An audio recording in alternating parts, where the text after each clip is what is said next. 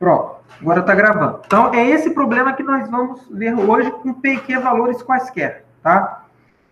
Se vocês abrirem o livro do Mauro Rincon e do professor Estilio, vocês vão ver que eles fazem duas abordagens. A primeira abordagem que eles fazem é o seguinte, eles consideram aqui a discretização como, né, vou fazer o desenho aqui da discretização, tá aqui, eles chamam esse nó aqui de x1, que é o nó zero, eles chamam esse aqui de xn, não sei se é n ou m, enfim, não importa. E aqui a gente tem os outros nós, tá? Muito bem, aí o que eles fazem? Eles montam o sistema considerando todos os nós, inclusive os extremos. Como é que eles fazem isso? Vocês se lembram desse desenho aqui, olha, quando eu disse, essa aqui é a nossa matriz local, aqui vai entrar uma matriz local, aqui uma outra, essa é a global, né? Desculpe, aqui essa é a global. Então, vão entrando matrizes locais aqui. Vocês se lembram disso? Se lembram desse desenho? Ó, e aí tinha também uma matriz aqui que só contribuía com um elemento. Ou seja, essa matriz aqui, ela é referente a esse elemento finito aqui. E essa matriz, tem uma outra matriz aqui embaixo, que é referente ao último elemento finito. Aí vocês se lembram que nesse aqui do lado direito, né, só entrava o elemento na posição 1, 1 dessa matriz local. E nessa aqui só entrava o elemento da posição 2, 2 dessa matriz local. E eu falava, ó, a gente não precisa desses caras aqui, né, porque eles não fazem parte do problema. Esses nós extremos não fazem parte do nosso problema. Como é que o livro aborda? O livro fala o seguinte, não, eles fazem parte sim. Eles fazem parte do nosso problema. Então, eles consideram a matriz global agora uma matriz assim, ó.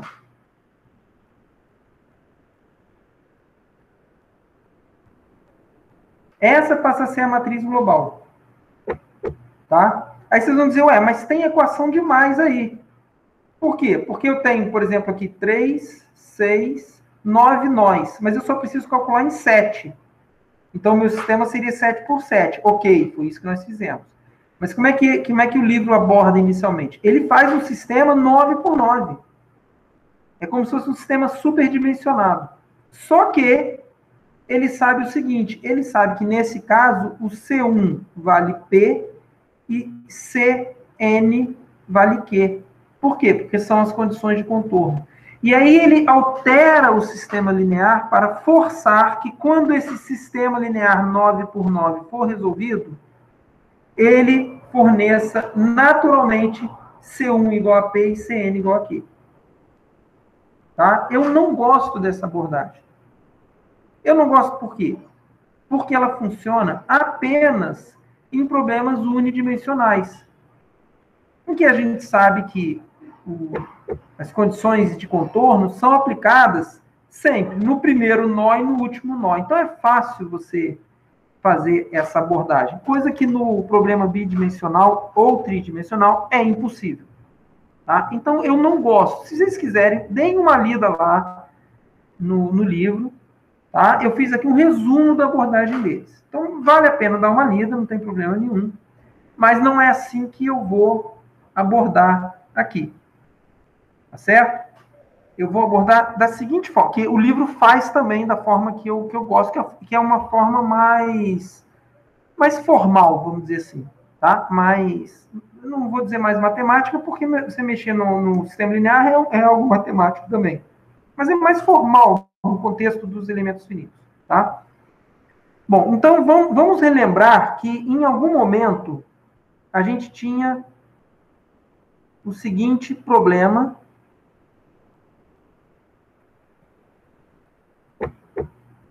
Tá? Não sei se vocês se lembram disso aqui. Tá certo? Esse operador Ra é o operador, né, da formulação fraca do nosso problema. Então, é alfa integral de UH vezes V, aquela definição que a gente já conhece, tá? Bom, então, qual é o problema? Qual é o problema de eu continuar toda a minha modelagem até chegar no sistema linear, sabendo que as condições de contorno não são prescritas? Bom, o problema é o seguinte. O problema é que nós estamos buscando, né, a solução num determinado espaço de funções. Isso significa ser um espaço no sentido de espaço vetorial mesmo. Tá? Isso significa, né, que uma das coisas é que se eu pegar dois candidatos à solução e somar, a soma também é um candidato à solução. Né? Significa, no contexto das condições de contorno, que a soma das duas funções também tem que satisfazer as condições de contorno.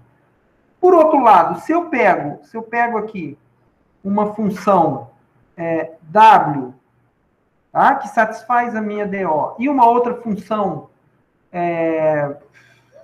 sei lá, letra para função G, tá? E eu somo as duas, se eu somo as duas aqui, o que acontece com essa soma no ponto zero? Bom, se W satisfaz ao meu problema, W vale P no ponto zero. E G também vale P no ponto zero. Então, no ponto zero, isso aqui vale 2P. Ou seja, eu não estou mais no espaço de soluções. Ou seja, aquele conjunto de soluções que são... aquele conjunto de funções que são solução do problema, na verdade, não é um espaço vetorial. É só um conjunto. Tá? Nos livros de elementos finitos, a gente encontra, a gente costuma falar que a gente costuma se referir a esse conjunto como espaço. Mas é um espaço entre aspas. Tá? É uma forçação de linguagem. Tá? A gente fala o espaço, a gente sempre fala espaço das soluções. Mas se a gente parar para pensar, não é um espaço vetorial. Tá? Então, eu não posso falar, por exemplo, que a minha solução vai ser uma combinação linear de outras funções. Né? Em algum momento, vocês se lembram, que a gente considerou isso aqui.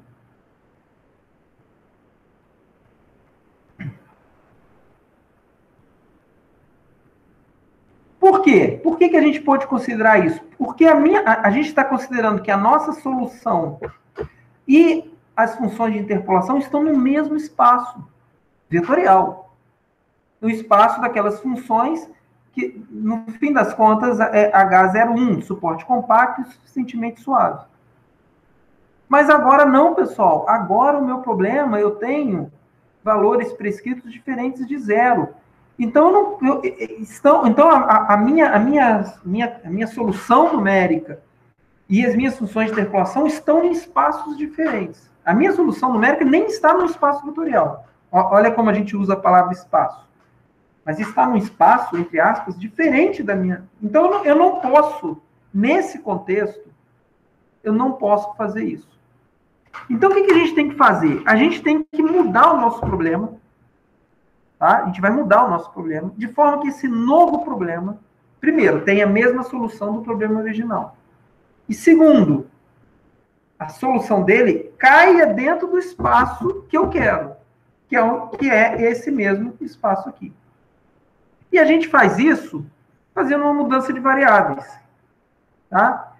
Quem fez? Eu acho que todo mundo aqui fez em algum momento da vida, normalmente em cálculo 4, né? Um método de separação de variáveis. Então, a gente tinha lá o problema do calor, né? E é exatamente assim, a gente tem o problema do calor, aquela equação de segunda ordem, a gente coloca a temperatura homogênea nos extremos, aí resolve. Aí diz, bom, agora é não homogênea, como é que a gente resolve isso? Da mesma forma que a gente vai fazer uma mudança de variáveis. Então, a gente vai considerar o seguinte, nós vamos considerar uma outra função aqui, como sendo a UH menos essa PH menos QH. Eu vou dizer quem são essas funções. Bom, UH é a solução aproximada do problema original, WH é a minha nova variável, tá? E esse pH, ela é tal que pH em 0 vale P, e pH em qualquer outro nó da minha discretização vai valer 0. Tá? A minha função QH, então repara, eu não preciso nem pensar no contínuo. Eu poderia fazer isso primeiro no contínuo, né, considerar W igual a U menos P menos Q, onde P e Q são funções. Enfim, poderia fazer também, não tem problema, como é feito em cálculo 4, porque lá o domínio é contínuo. Aqui a gente já pode ir direto para o domínio discreto, tá? Que é o que nos interessa na solução numérica.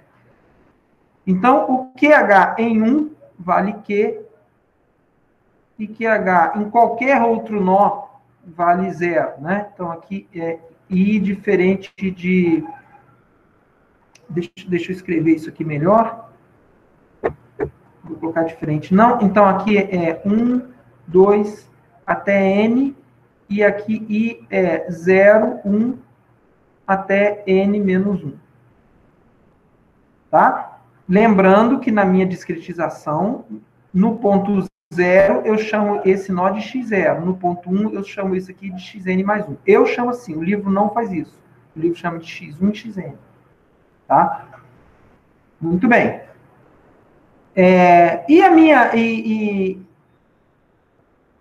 essa função aqui, QH, ela é tal que eu quero ela 0 nos extremos. Tá certo? Não, desculpa. Tô falando... não, peraí. Isso aqui é consequência. Isso aqui eu já estou mostrando a consequência. Então, deixa eu escrever uma coisa antes de escrever isso aqui. Peraí. Vamos lá. Com essa mudança de variáveis, o que a gente tem?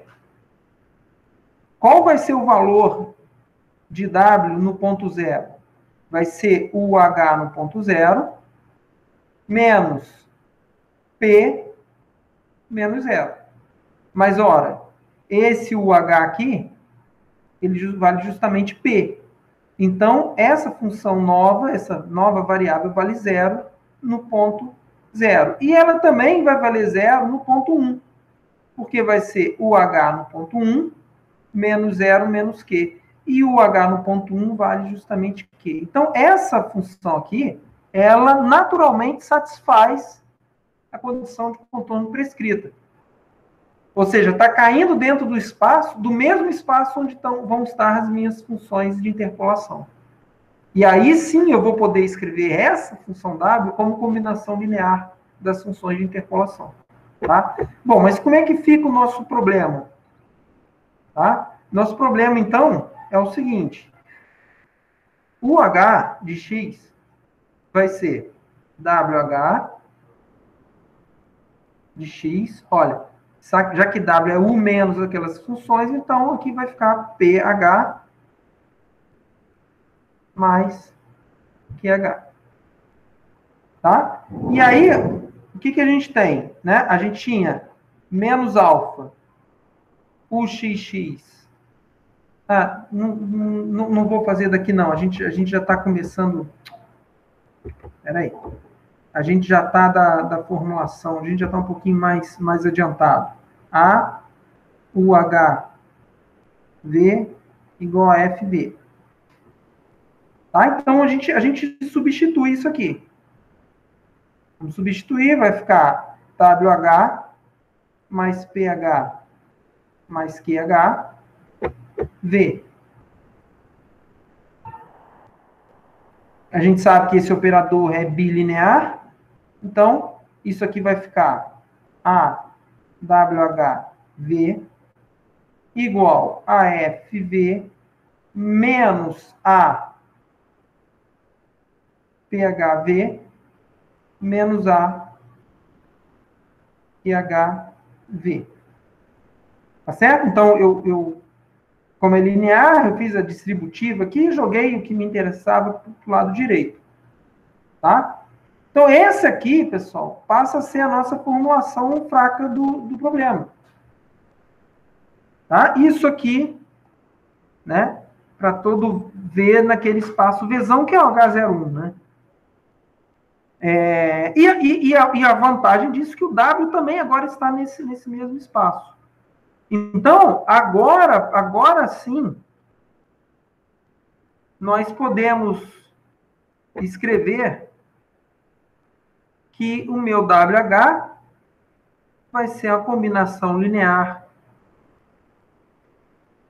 das funções da base. Antes eu não podia fazer isso, tá? Porque não ia ficar coerente, né? Não ia ter coerência com as condições de contorno. Então, a partir daqui, se não muda nada, vocês podem ver que esse lado aqui da equação, vou até escrever isso, vou colocar aqui observação. Esse operador aqui não muda. É o mesmo, tá? Então, a mesma matriz global vocês vão obter. Não precisa mudar nada no programa. A matriz global continua sendo a mesma. Tá? Bom, o que está mudando aí? Está mudando, lógico, vocês já perceberam que é o lado direito.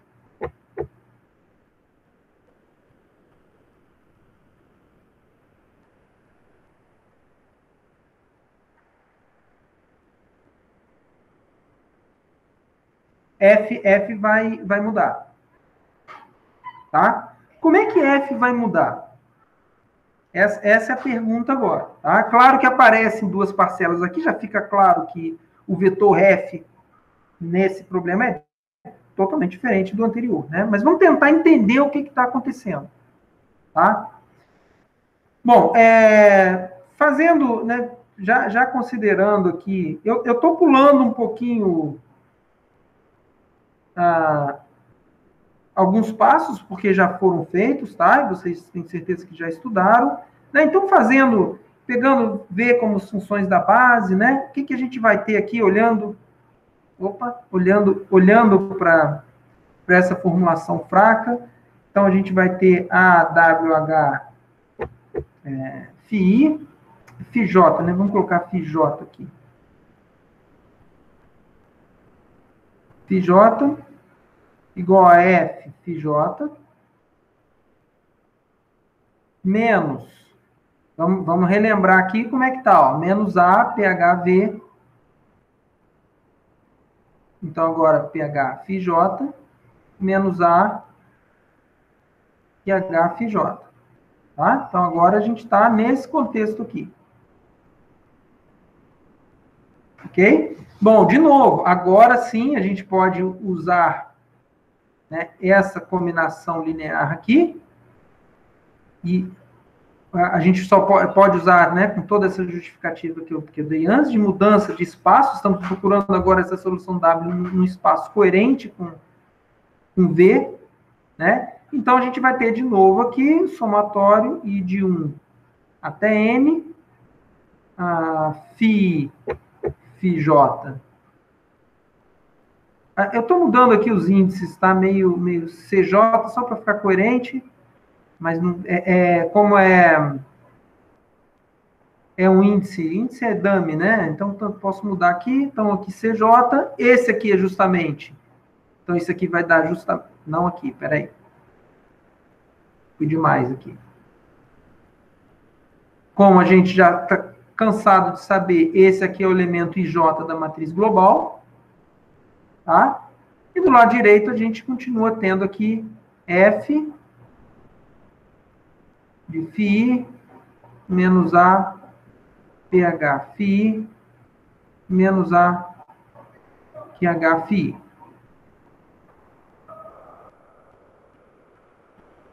Tá? Então, o que a gente tem de diferente? Essa primeira parcela é o que a gente já sabe calcular, e já está pronto no programa, e a gente tem essa outra aqui.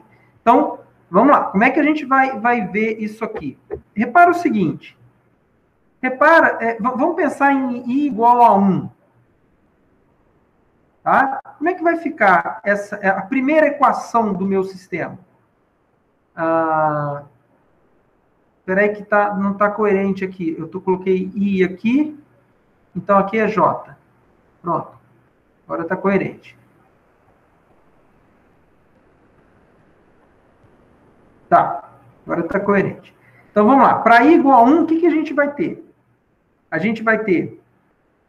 vou escrever assim, ó. 1J, CJ, ou seja, eu vou pegar a primeira linha da matriz, multiplicar, né, por esse vetor de incógnitas, tá certo?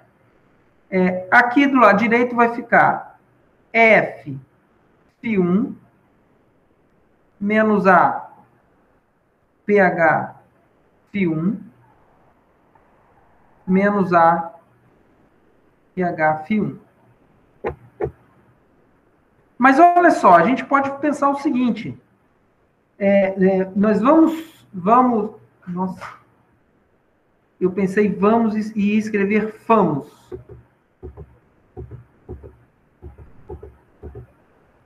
Pronto. Então, nós vamos representar pH e QH usando funções de interpolação.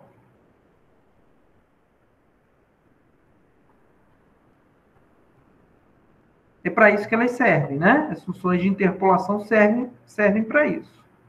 Como é que a gente vai fazer isso? A gente vai dizer que pH vai ser P, que é aquele valor dado do problema, vezes a φ1. Ora, vamos lá para o desenho da nossa discretização. Onde é que está? Está aqui. Tá aqui, ó. A minha φ1, ela está aqui, ó. Essa é a φ1.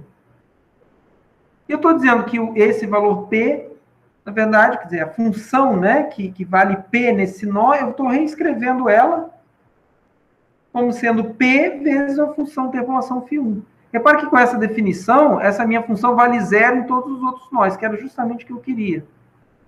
Né? E nós podemos fazer a mesma coisa do lado direito também. Essa aqui seria φn, né? Então, a gente vai escrever a nossa função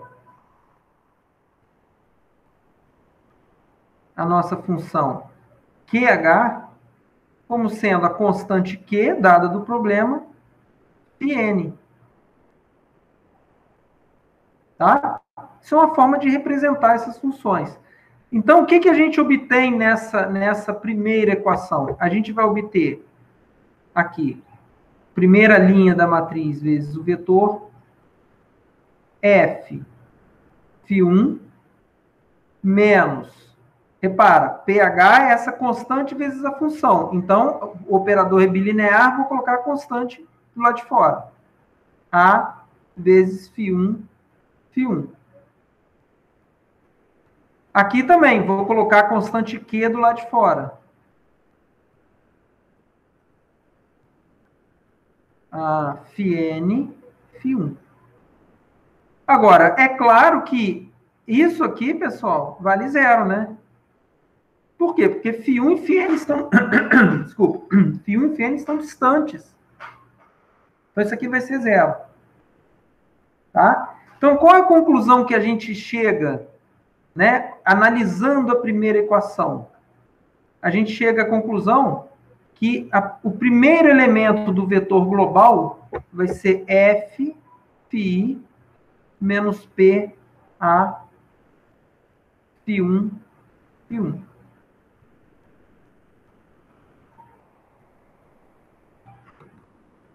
Ok? Reparem que vocês sabem calcular isso aqui. Isso aqui, por que vocês sabem? Porque isso aqui a gente já fez na formulação de Galerkin e já fez na versão de elementos finitos. Depois eu vou falar de elementos finitos, tá? Eu estou analisando a matriz, desculpe, o vetor global ainda, tá? Não é o vetor local. Depois a gente vai olhar para o vetor local. Tá? Se a gente olhar agora, se for a última equação, né? Vamos olhar aqui para cima, olha, a última equação é com I igual a J, tá? Então, a gente vai ter o quê? A gente vai ter KJ, desculpa, já errei aqui, eita, igual a N, então é NJCJ, ok? Vai ser igual a F φn menos P A φn φ1, agora mudou, menos Q A φn φn. Então, repara que nessa última equação, quem é zero agora é isso aqui, ó. De novo, porque essas funções estão longe uma da outra, né, e elas são de suporte compacto. Então, a gente vê que o último elemento do vetor global é F φn menos Q A φn φn. E as outras equações? Se a gente pensar em todas as outras equações, como é que vai ficar a equação? Então, aqui, KIJ, CJ, igual a F. E, vou repetir a equação, tá?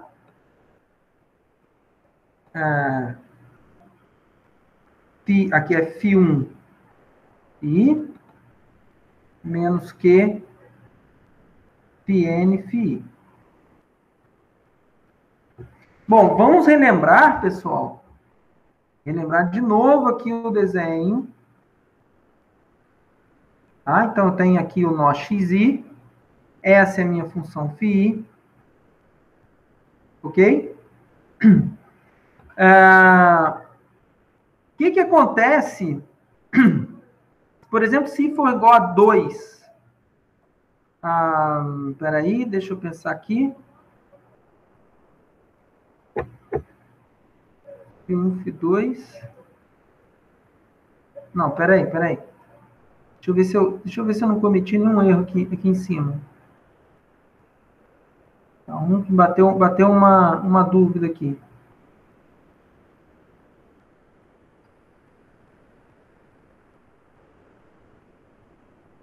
F2. Peraí, F2. Não, tem alguma coisa errada. Pessoal, meu alarme está tocando. Vocês têm isso? Eu tenho um alarme mental, assim. Ele tá me tocando aqui, eu não sei exatamente por quê.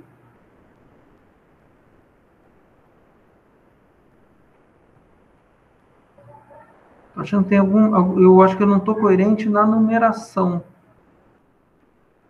É isso mesmo.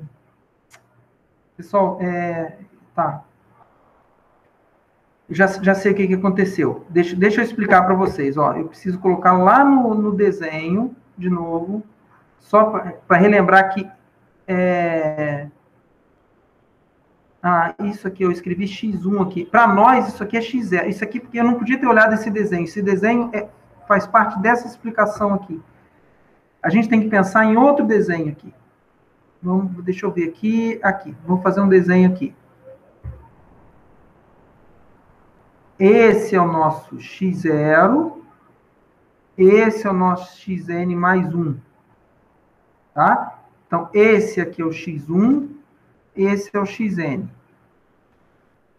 Beleza? Então, então tem que mudar aqui uma coisa. A minha função P, onde é que está isso?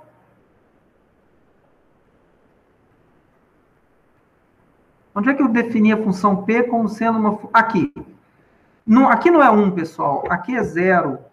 Tá? Eu errei a numeração da minha própria malha. Tá? Aqui é φ0. Esse aqui é o nó 0. Tá? Esse aqui é o nó n mais 1. Então, ajustando essa numeração, a gente vai ter aqui 0, tá? E aqui 0. Bom, de qualquer forma, esse continua sendo 0, e esse carinha aqui, então, é φ0, φ1. Tá? Quem é o φ0? Φ0 é uma função que eu vou definir aqui, ó. Eu vou colocar ela aqui em cima, né? Mas que ela vai servir para a gente só para entrar na condição de contorno. Tá? Ela não faz parte da base da minha solução. Por quê? Porque eu já sei o valor de U no ponto zero. Tá? Então, essa aqui é a minha φ0. Da mesma forma que eu vou ter aqui uma Pn mais 1. Tá? Bom, ficou claro isso? Esse ajuste? Me deem um retorno aí. Não quero confundir a cabeça de vocês. Sim, bom, sim.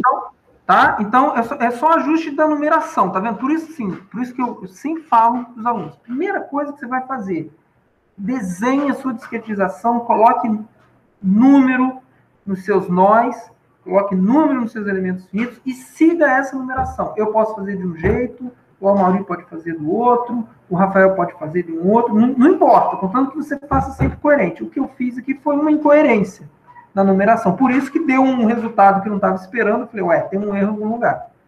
Ainda bem que eu achei. Vamos lá. Então, agora a minha função Q, vamos verificar aqui, Q agora é N mais 1. Então, se a gente olhar aqui, vai ficar N mais 1, 1. Tá? E aqui N mais 1, N. Esse continua sendo 0. E aqui vai aparecer, então, um N mais 1. Tá? Então, essas são as alterações. Tá? Agora, o índice correto. Então, vamos olhar agora a equação, a primeira equação. Então, aqui é φ1,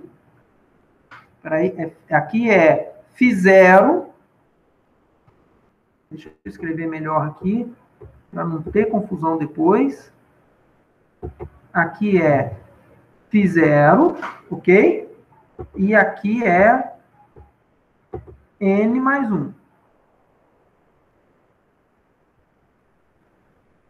Tá? Bom, agora sim. Agora a gente pode pensar o seguinte, ó. O meu φ0, ele está aqui. Esse é o φ0.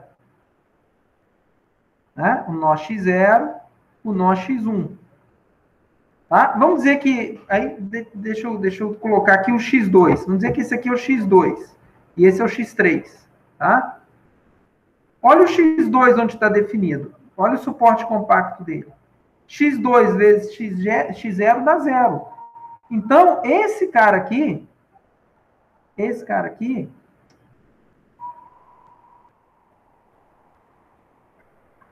aqui é 0, pessoal. Tá? Da mesma forma,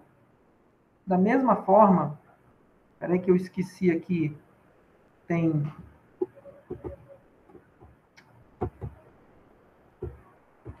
um A aqui, né? Um A. Da mesma forma, pessoal, esse aqui é 0. Então, o que eu estou mostrando para vocês? Eu estou mostrando para vocês que os elementos do meio do vetor global, eles vão continuar da mesma forma. Eles não têm alteração alguma, tá? Então, o FI vai ser FXI para I igual a 2, 3, até N menos 1. Então, o que eu estou tentando mostrar, e espero que essa confusão não tenha atrapalhado vocês, é que o nosso vetor global, então, ele vai ser aqui F φ1 menos P A φ0, φ1. Esse aqui vai ser F φ2. Aqui vem o F φ3, não muda, tá? Até F φn menos 1. E o último elemento vai ser F φn menos Q A φn menos 1 φn. Ou seja, de fato, só alteram esses dois elementos aqui. Então, sabendo disso, nesse ponto, vocês já poderiam ir no programa Galerkin, que a gente fez, tá? E simplesmente chegar lá, bom, definir quem é P, definir quem é Q, e incorporar essa parcela e essa parcela no primeiro e no último elemento do vetor global. Reparem que se P e Q são iguais a zero, a gente recai no problema anterior. Tá? Isso vai funcionar. Então, nesse ponto aqui, vocês já podem, vou colocar aqui, já podem alterar o Galerkin, o programa, tá? Bom, vamos falar então de elementos finitos. Tem duas formas da gente fazer isso pensando no elemento finito. E eu faço questão de falar essas duas formas.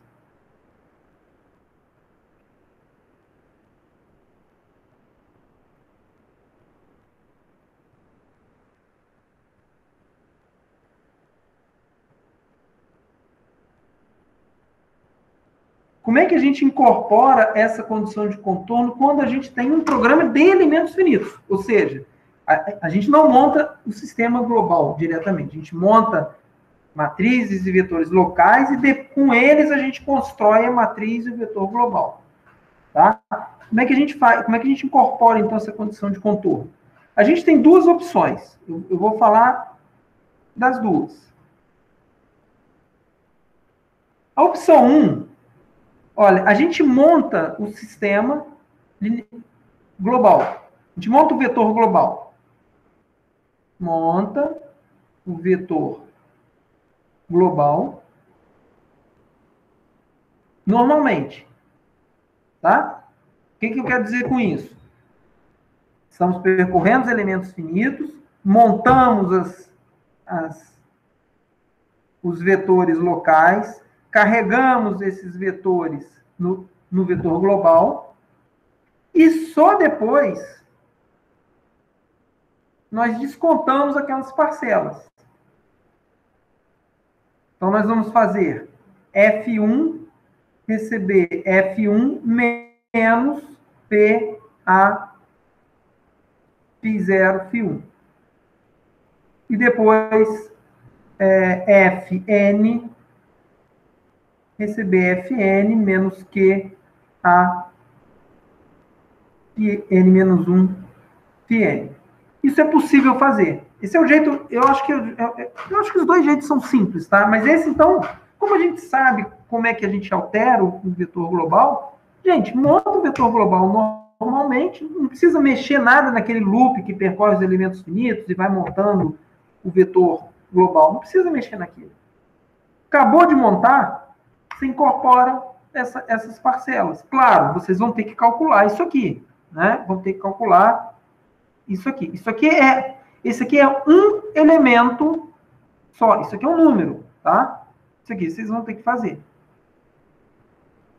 Pode até já aproveitar o código aí. Vocês têm. Fazer Ctrl+C, Ctrl+V, enfim. Aí tem diversas formas de fazer isso. Mas esse operador aqui tem que ser calculado. Tá? E repare, é um número, não é uma matriz isso aqui, tá? É um elemento de uma matriz. Você pode até encarar assim, mas é um número. Então, calculou esse número, desconta no vetor global. Essa é a primeira opção. Tá? Eu confesso para vocês que eu faço assim quando o problema é bidimensional. Eu monto tudo normalmente, depois eu vou lá e desconto o que eu tenho que descontar, eu mudo o vetor do jeito que eu tenho que mudar. Assim que eu costumo fazer. Tá? A segunda opção, 2, é alterar já no vetor local 1 e no vetor local N. Essa é uma outra opção. Tá? Bom, vocês agora eu preciso de um retorno de vocês. Vocês estão entendendo isso? Me dê retorno, porque eu estou falando há muito tempo já sem nenhuma interrupção. Eu queria que vocês me dessem algum retorno, antes de eu continuar. Sim, Marcelo, estou entendendo. Você está falando dos extremos da nossa barra ali, né? Você está falando do primeiro elemento e o último elemento para você trabalhar com as condições de contorno. Sim, sim. Tá, mas quero saber se você entendeu. Você entendeu que tipo de alteração tem que ser feita? São os valores prescritos, né? Que você está entrando com eles. Aí você coloca no primeiro que condiz com a extensão da barra, né? A primeira, onde você já conhece, se for problema tipo a temperatura, e no último também. Aí você está acrescentando e retirando, como essa primeira opção que você falou aqui, você está adicionando, ou vai depender do valor, né? Se for positivo, você soma, se for negativo, aqui tem um Não, menos. sim. Você tem que subtrair. O valor ali não importa. Você vai subtrair. Sim, vai subtrair pela forma como escreveu ali em cima. Uhum. Tá? Tudo bem? Pessoal, os outros aí, deixa eu abrir o chat aqui para ver. Se. Não tem ninguém falou nada no chat.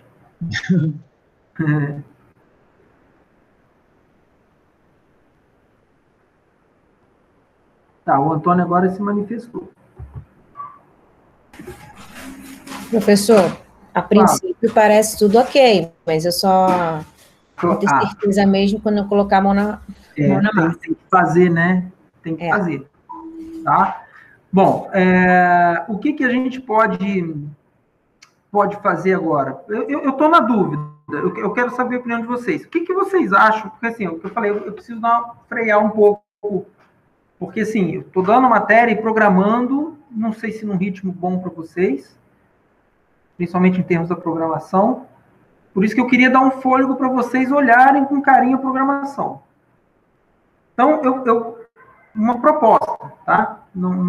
Eu nunca imponho nada. O que vocês acham da gente parar agora e vocês, sozinhos, tentarem essa implementação da condição de contorno lá no código? O que vocês acham? Eu acho que era bom fazer isso mesmo. E eu lembro que não foi fácil. Ou eu continuo falando de condição de contorno? O que vocês acham? Como é que está o tempo de vocês fora? Gente, eu vou repetir, é muito importante vocês programarem, tá? Muito importante. Bom, professor, vou falar por mim, tá? Eu sempre sinto a necessidade de sentar sozinha, pensar, refletir a teoria junto com a prática. Então, assim, tipo, agora eu não consigo.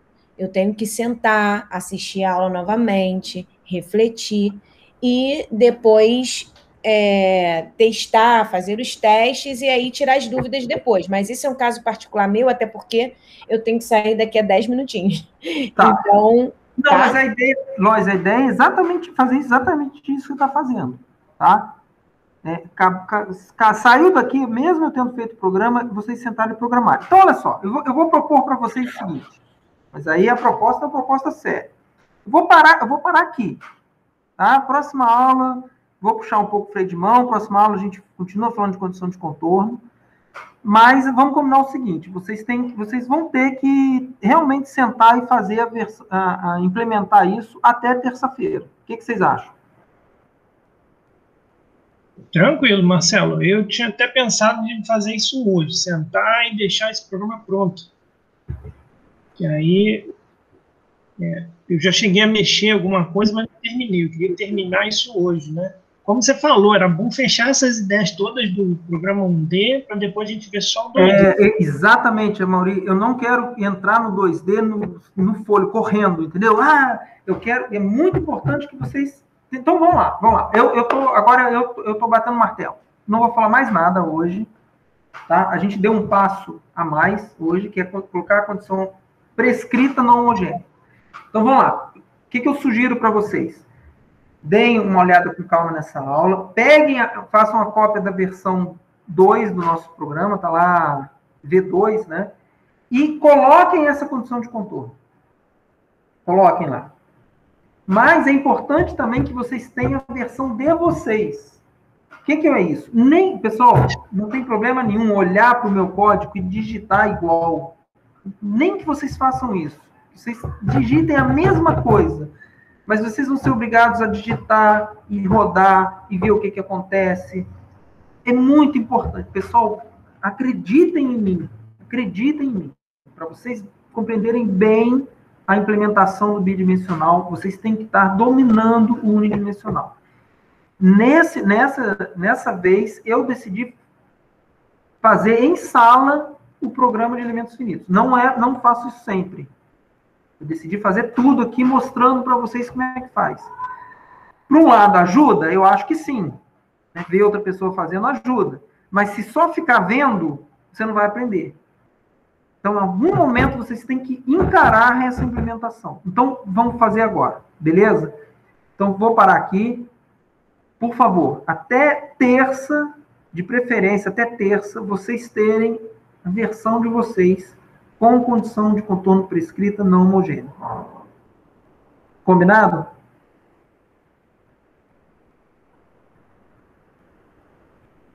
Beleza, eu vou tentar, né? Porque eu ainda tenho um pouco de dificuldade nessa implementação. Gente, reúnam-se. Exatamente, eu vou tentar, professor, não vou assim... Não, mas não, gente, é isso mesmo, eu quero que vocês tenham. Mas o nosso alvo é terça-feira, tudo bem? Beleza.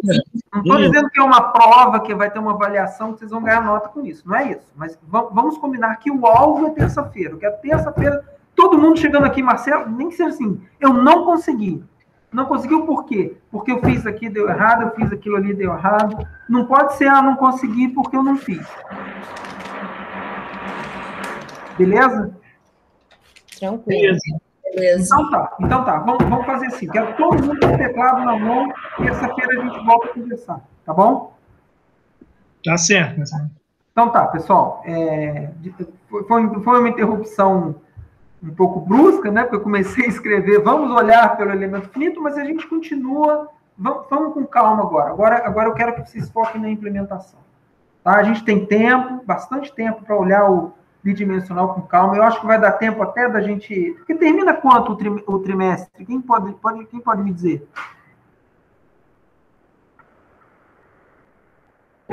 Não seria em março, não sei, não tenho certeza, tá? É final de março? Não tenho certeza. Eu acho que é 24 de abril. 24 de abril? Eu acho que é isso que está no calendário. Deixa eu confirmar aqui. A gente tem 2 meses ainda. A gente tem tempo pra caramba. Ah, professor, então se eu poderia aproveitar e trabalhar, quando for trabalhar no caso bidimensional, se desse tempo para trabalhar com a variável com problema não estacionário. Não sei se... Podemos. Isso vai me ajudar demais. Vamos. Lois, não muda nada, Lois. Não muda nada. Professor, assim, eu vou te dizer, eu quero te parabenizar, porque estou gostando bastante e, assim, estou aprendendo muito. Eu não tinha aprendido da outra vez. E, assim... Mas é maturidade, não é de vida, não. É maturidade do assunto mesmo. A gente vai ver mais uma vez. O processo de aprendizado é esse. Nem sempre ele vem rápido, né? Olha, gente, eu fiz uma disciplina dessa na graduação. E eu terminei sem saber nada de elemento finito. Eu só fui compreender elemento finito já do meio do mestrado. Posso contar uma história para vocês? Rapidinho. Eu já, talvez alguém aqui, talvez o Antônio, o Mauri, talvez já tenha ouvido. Na minha época do mestrado, eu estava implementando elemento finito e não funcionava, não funcionava, não sabia o que era. Não sabia o que era. Não funcionava nada. Era um problema bidimensional. Aí eu estava um dia dormindo, eu acordei assim, e falei assim, jacobiano. E voltei a dormir. No dia seguinte, acho que vocês sabem, eu sou montanhista, eu fui fazer uma caminhada, eu estava descendo já da montanha, no meio da floresta da Tijuca, e eu lembrei do sonho que eu chamei de sonho. Eu falei, cara, eu sonhei com o jacobiano. Gente, naquele mesmo dia, eu corri no computador, abri e era justamente ele que estava faltando colocar no cálculo da matriz, do elemento da matriz local. Quem é o jacobiano? É o que nós vimos na mudança de variáveis. Né? A gente viu o jacobiano. Não vimos? Quando a gente mudou de x para xi, apareceu o jacobiano. Eu não chamei de jacobiano, mas é aquela relação entre os diferenciais. Eu tinha simplesmente esquecido de digitar. Gente, J, era assim, asterisco J. Um dia que eu coloquei asterisco, aí fui lá, coloquei asterisco J, rodei o programa, pum! Naquele dia eu falei assim, terminei o meu mestrado. Naquele momento eu falei, terminei o meu mestrado. E eu nem sei por que eu estou contando mais isso, não. Sim, não, Antônio, no unidimensional também faz, né? Porque se você perde a relação entre o tamanho do seu elemento finito original para o elemento finito onde você está integrando, se você perde essa relação, cara, você tem lá um elemento finito de tamanho 0,1, o seu elemento finito onde você integra tem tamanho 2, é uma distorção imensa, tá? Então, por que eu falei isso? Eu não sei, eu sei que tinha um motivo para eu contar essa história. Então, então é isso, gente. É só isso, que erros acontecem, às vezes a gente comete isso. Vamos fazer com calma, é importante vocês se programarem, errarem, tá? Vem com erro, vem com dúvida da programação, vamos focar um pouco nisso. Vai dar tempo da gente olhar o bidimensional com calma, e eu acho que vai dar tempo, sim, da gente olhar o transiente, que não muda nada, Lois, porque o elemento finito atua na dimensão espacial e não temporal. Então, no tempo, a derivada no tempo vai continuar do mesmo jeito, você não vai mudar nada nela. Mas é que, por exemplo, eu vou trabalhar com elementos finitos em uma variável e diferenças finitas em outra. Que é o tempo. Que é o tempo, isso. É o tempo, sim. Mas é isso, então. Aí juntar isso tudo... Não, mas nesse caso a gente sai de uma equação diferencial parcial para um sistema de EDO. E o sistema de EDO, você vai resolver ele com as técnicas de diferenças finitas. Vamos lá, método de Euler, Runge-Kutta de segunda ordem, Leapfrog, aquele... eu vou utilizar Crank-Nixon modificado. Crank-Nixon, pronto, você tem várias técnicas diferentes. Aí depende se é de primeira ordem, de segunda ordem, se for derivada no tempo. Enfim, isso, mas essa modelagem da gente chegar no sistema de EDO, a gente faz, vai dar tempo sim de fazer, não tem problema não. Mas uma curiosidade, professor, por que as pessoas acham tão complicado em trabalhar no bidimensional? Se é tão análogo ao unidimensional. Não, é um pouco mais complicado. Vamos pensar na geometria. Né? Pensa na geometria 1D. A gente numera da esquerda para a direita. A relação entre matrizes locais e globais é muito intuitiva. E aquele desenho que eu fiz até hoje, que eu repeti hoje, né? Parece os elos de uma corrente. Imagina uma matriz local pendurada na outra, presa na outra matriz local. Você teria como se fosse um elo de corrente. Isso é muito, muito intuitivo no unidimensional. No bidimensional, você não tem. Por quê? Porque você pode... Imagina um plano. Imagina aí, você está olhando, sei lá, a sua mesa.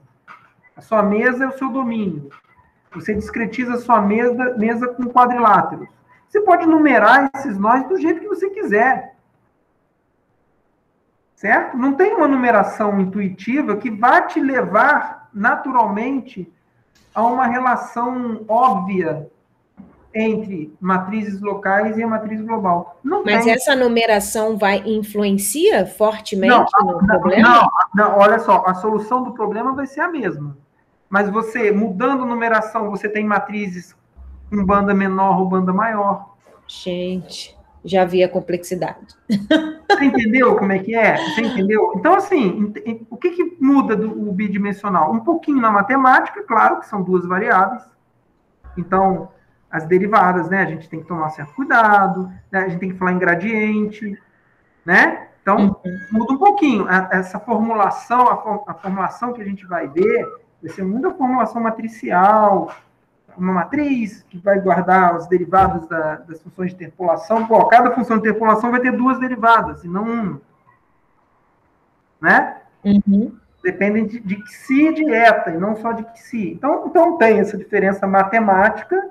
Agora, computacional, eu acho que a diferença é até maior, porque por causa da estrutura, né, da geometria. Então, a gente vai ter que estudar, vai ter que usar estruturas computacionais, algumas matrizes, vetores, que vão nos ajudar justamente a enxergar como associar a matriz local com a matriz global. Aí a gente vai fazer a mesma coisa que eu fiz aqui. Esquece a matriz local. A matriz local é toda formada de uns. Onde é que a gente vai enxergar esses números uns lá na matriz global? A gente vai fazer isso. Entendi. Tá? Mas, de novo, para entender bem bidimensional, por favor, dominem o unidimensional. E a mesma coisa que acontece no unidimensional, mudando, como aconteceu, né, quando você mudou a função lá, a função f passou a ser trigonométrica, teve que mudar a discretização para a solução aproximada ficar mais próxima da solução exata. Isso também vai acontecendo, pode acontecer no bidimensional, e aí teria que mudar, alterar a discretização. Sim, da mesma forma. Você sempre, você tem dois caminhos para melhorar a sua solução. Ou você melhora a discretização, ou você melhora a suavidade das suas funções de interpolação. Também pode. Então, você pode pensar num elemento quadrilátero. Imagina um quadrilátero com 4 nós. Você pode pensar num quadrilátero com 8 nós. Não estou falando de vértice. Você pode pensar num quadrilátero de 9 nós. Aí você vai aumentando o grau do polinômio de interpolação. Entendeu? Entendi. E aí, se você, extrapolando agora a sua pergunta, imagina que no seu domínio bidimensional, uma dada região ali, você sabe que o gradiente é muito alto, tem uma variação muito grande da sua função. Nos outros, não. No resto do domínio, a função quase não varia. Aí vale a pena você discretizar todo o seu domínio só por causa de um cantinho? Não vale. O que você faz? Você discretiza só aquele cantinho. Nossa, e tem como fazer isso? Ué, não, tem. Você pode fazer isso manualmente, você gera uma outra malha, ou você implementa no seu programa um negócio chamado malha adaptativa. A malha se adapta à necessidade do seu programa. E aí tem duas formas de adaptar. Ou você desloca os nós na direção onde você precisa, ou você cria novos elementos finitos, ou seja, novos nós, novos elementos finitos na região onde você precisa. Cada um tem sua vantagem, tem inclusive abordagens mistas, que fazem as duas coisas ao mesmo tempo. O senhor teria um livro assim, específico que trabalhe essa parte do caso bidimensional? Que seja bom, assim, para a gente dar uma lida? Bom, o nosso livro de referência vai tratar o bidimensional. O problema é que eles tratam só malha de retângulos. Eu não vou fazer isso. Eu vou abordar com vocês malha de quadrilátero. Então, não importa o quadrilátero, vocês vão aprender como implementar. Tá certo? Então, se você quiser... Normalmente, os problemas da matemática, você está num domínio cilíndrico, né? O seu domínio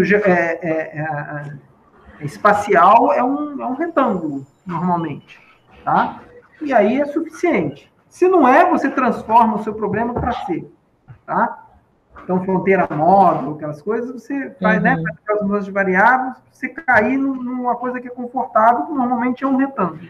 Então, a abordagem deles é mais do que suficiente. Agora, se você, sei lá, como a gente tem um ex-aluno, quem conhece o Gabriel Tomás, ele está trabalhando numa empresa de engenharia, de petróleo, trabalhando com elementos finitos.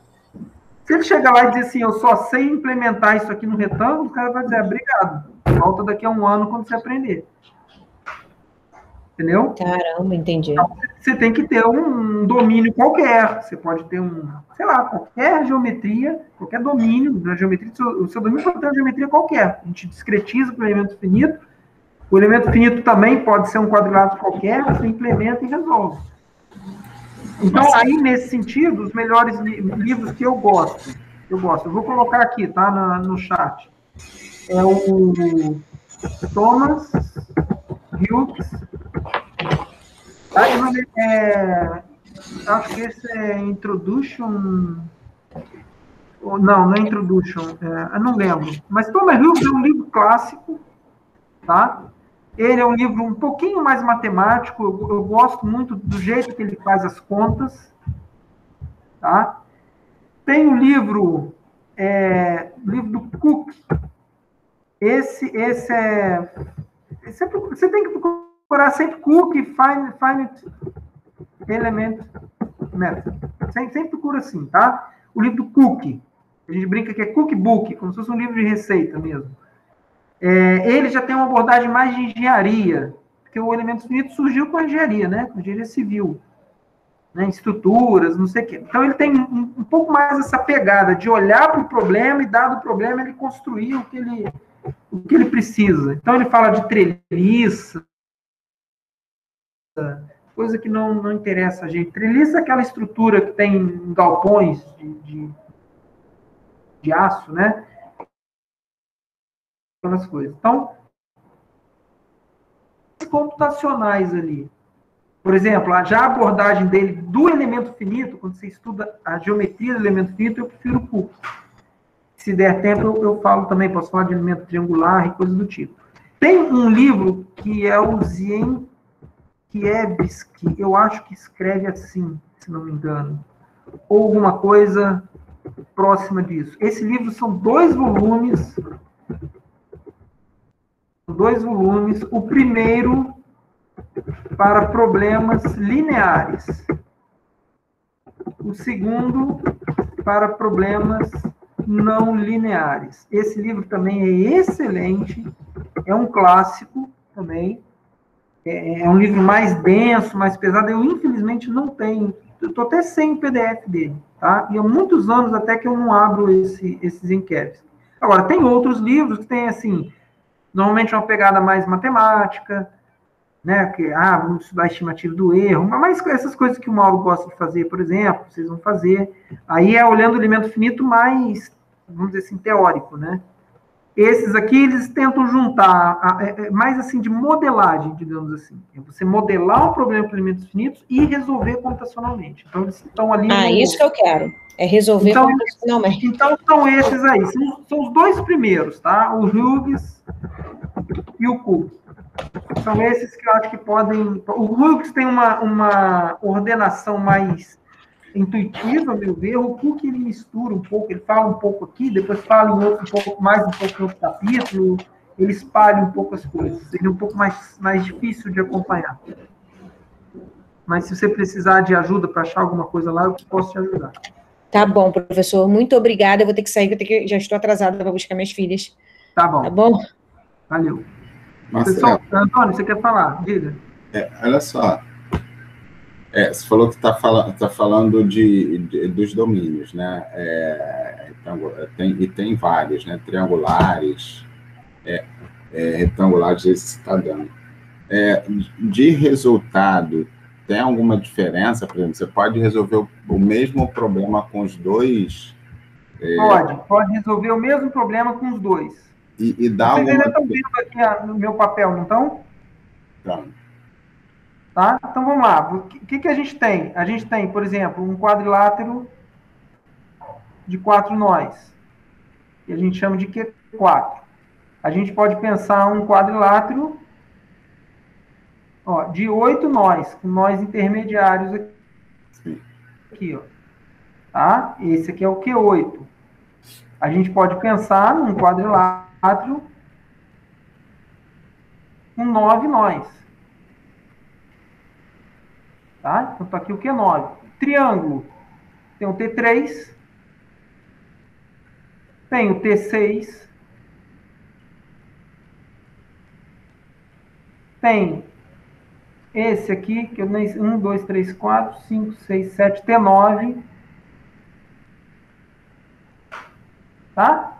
Bom, claro que quando você caminha nessa direção aqui, você melhora a sua informação. Você paga um preço. Tá? Mais conta para fazer. Mas você melhora a sua aproximação. Outra coisa, então, assim, O Hughes, por exemplo, nem fala em triangular, ele fala que triangular é bobagem. Que triângulo, para ele, é um quadrilátero degenerado. Você pega dois nós e sobrepõe. E ele mostra que, se a gente usar as funções de interpolação do T4 e colapsar dois nós, ele chega no T3. Então tem essa briguinha acadêmica, sabe? Já o pessoal, todo o resto, fala, não, a melhor forma de cobrir um domínio qualquer é com triângulo. O Hughes fala que não. Ele fala, não, eu consigo cobrir qualquer domínio com quadrilátero. Sim. Já o pessoal fala, não. Todos os outros falam, não, a melhor forma de cobrir um domínio qualquer é com triângulos. Então, os elementos triangulares são muito utilizados. O FreeFEM, por exemplo, usa triangular. Que é o que o pessoal que assistiu o curso lá do Pitágoras, no grupo do seminário, do Juan e do Mauro, ele falou sobre o FreeFEM. O FreeFEM bidimensional só usa triangular, não usa quadrilátero. Mas, assim, tem diferença, quer dizer, a gente sabe que a diferença no resultado é se a gente aumentar a quantidade de triângulos ou quadriláteros. Sim, a outra direção, eu vou colocar até para baixo, outra direção é você discretizar melhor o seu domínio. Tá? Então, você discretiza aqui melhor. Seja com quadrilátero ou triângulo, não interessa. Você também vai melhorar a sua solução. Mas outra coisa, dependendo da... Por exemplo, a gente está falando se a gente tem uma placa, estou pensando em placa, antes de dividir os elementos, se a gente pensa numa placa, mas se essa placa não for exatamente desse jeito aí, se ela for alguma figura estranha. Uma figura estranha. Uma coisa... igual igual aquele exemplo que você deu lá na aula mesmo. Tá. Aí faz diferença discretizar retangular, triangular? Então, a discussão que existe é essa que eu te falei. O pessoal que trabalha com geometria computacional diz que a melhor forma de cobrir uma região qualquer é com triângulos. O Hughes, se você pegar no livro dele e procurar lá, ele vai dizer assim, eu consigo fazer... A mesma coisa. Tá, entendi. Tá? Porque qual é o problema? Você ter, por exemplo, um quadrilátero assim, ó. Isso é um problema numérico. Da mesma forma que você ter um triângulo assim, ó. Muito, muito distorcido. Quanto mais você distorcer o seu... Quer ver? Eu vou dar um outro exemplo aqui. De quadrilátero, sei lá, um negócio assim, ó, tá quase um triângulo, tá vendo? Tá quase um triângulo. Esse tipo de elemento aqui é ruim, porque numericamente eles não são bons, tá? A aproximação fica ruim, o jacobiano aqui não fica legal, você está embutindo erro na sua modelagem, ok? Só que o que o Hughes diz? Cara, vai ser vai ser, sei lá, uma quantidade muito pequena de elementos quadriláteros distorcidos comparado com todos os outros elementos. Ele fala, então, por mim, tudo bem. Eu pago esse preço. Beleza. Mas não é uma boa prática. Quando você vai criar uma malha, não é uma boa prática de você fazer esse tipo de coisa aqui. Tá? Agora, claro que a gente já está falando aqui de geração de malha, tá? E isso é um assunto por si só, tá? Isso não tem nada a ver com o que a gente vai falar aqui. Como é que gera essas malhas, como é que você otimiza, o que você quer é otimizar esses ângulos aqui. Né? Você quer otimizar ângulo. O problema é esse. É um problema de otimização. Você quer que os ângulos, não pode sejam quadriláteros, entre triângulos, sejam mais próximos possíveis entre si. E você pode ter, gente, até mesmo um quadrilátero, por exemplo, um elemento Q4 aqui, junto com um elemento triangular aqui. Você pode ter malha mais de um tipo de elemento. Contanto que haja compatibilidade, não tem problema nenhum. Sim. Tá? Isso a gente vai voltar a falar acho que a gente está aproveitando esse bate-papo aqui, né? Mas a gente vai voltar a falar isso mais para frente, quando a gente abordar com calma o problema bidimensional. Tá bom? Provavelmente a gente vai ter essa mesma conversa. Beleza. Tá? Pessoal, aqui o Antônio colocou aqui. Isso, Antônio, isso aí.